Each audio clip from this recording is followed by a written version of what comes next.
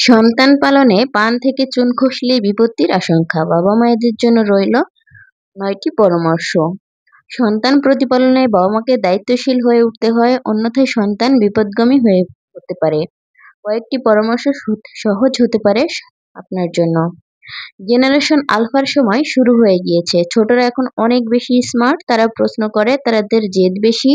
তাই সন্তানকে সুষ্ঠুভাবে বড় করে তুলতে হলে শাসনের মতো উৎসাহের প্রবেশ ঘটাতে হবে।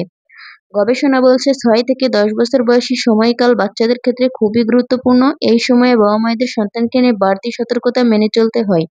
কয়েকটি পরামর্শে উপকার পেতে পারেন।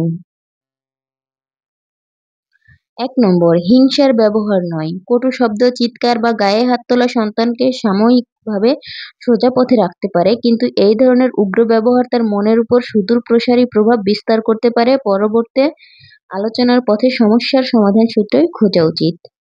২ নম্বর, পথ প্রদর্শকের ভূমিকা। অল্প বয়সী সন্তান কোনো ভুল করলে তাকে বারবার দোষের জন্য হুমকি দেওয়া উচিত নয়। অনেক সময় বকা বা হুমকির মতো ঘটনা ছোটদের আত্মসম্মানে আঘাত করতে পারে।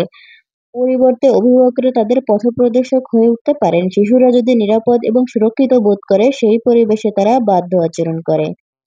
৩. দলগত প্রয়াস। বাচ্চার প্রতিপালনে বাবা-মা ছাড়াও দাদু, দিদার মতো বাড়ির বড়দের উল্লেখযোগ্য ভূমিকা থাকে। তাই সকলকে একটি দল হিসেবে কাজ করতে হবে।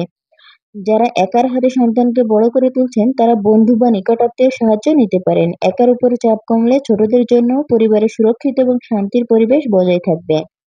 ৪ নম্বর, স্ক্রিন টাইম। ছোটদের দিনের একটি বড় সময়ে এখন মোবাইল বা ল্যাপটপে কাটে। স্ক্রিন টাইম বেশি হলে অল্প বয়সে নানা সমস্যা দেখা দিতে পারে।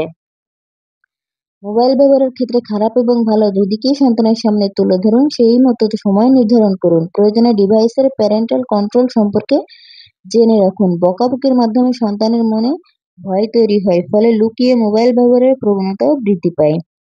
৫. ইন্টারনেট শত্রু নয়। ছোটরাও এখন ইন্টারনেট ব্যবহার করে। সামান্য অসতর্কতা ডেকে আনতে পারে মারাত্মক বিপদ। তাই ইন্টারনেট ব্যবহার নিয়ে সন্তানের সঙ্গে খোলা মনে আলোচনা করুন। নেতিবাচক দিকগুলো সম্পর্কে তাকে অবগত করুন। তার ফলে তারা ইন্টারনেট ব্যবহারের ক্ষেত্রে আরও সাবধান হবে। ৬. সুরক্ষিত এবং অসুরক্ষিত স্পর্শ। অল্প বয়সী সন্তানকে অন্যদের সঙ্গে মেলামেশার ক্ষেত্রে সুরক্ষিত এবং অসুরক্ষিত স্পর্শের পার্থক্য সম্পর্কে অবহিত করা উচিত। প্রয়োজনে সে যেন আপনার কাছে অভিযোগ জানাতে পারে, তার দরজা উন্মুক্ত রাখা উচিত। স্কুলের পাশাপাশি বাড়িতে এই ধরনের শিক্ষা অনেক ক্ষেত্রেই শিশুকে নির্যাতনের হাত থেকে রক্ষা করে। ৭ নম্বর, সক্ষমতার সংজ্ঞা পরিবর্তনশীল। বিশেষভাবে সক্ষম সন্তানের ক্ষেত্রে শুরু থেকেই বাবা-মা বাড়ির সতর্কতা অবলম্বন করেন। পাশাপাশি এই ধরনের বাচ্চাদের ক্ষেত্রে ভালোবাসা এবং স্নেহ অনেক সমস্যার সমাধান করে দেয়। তাই ধৈর্য ধরতে হবে, প্রয়োজনে থেরাপির সাহায্য নিতে হবে। তার থেকে বড় কথা, সন্তানের উপর বিশ্বাস রাখতে হবে। ৮ নম্বর, উৎসাহ যেন বজায় থাকে। অল্প বয়সে ছোটদের মনে একরাশ কৌতূহল ভিড় করে। উপযুক্ত জবাবে বাবা-মায়ের তা নিরসন করা উচিত। খেলাধুলার ক্ষেত্রে ছেলেরা কাঁদে না বা মেয়েদের মতো এই ধরনের শব্দ বন্ধ ব্যবহার না করাই ভালো। পরিবর্তে সন্তানের পূর্ণ কৌতূহলী মনের বিকাশে বাবা-মাকে অনুঘটকের ভূমিকা পালন করতে হয়।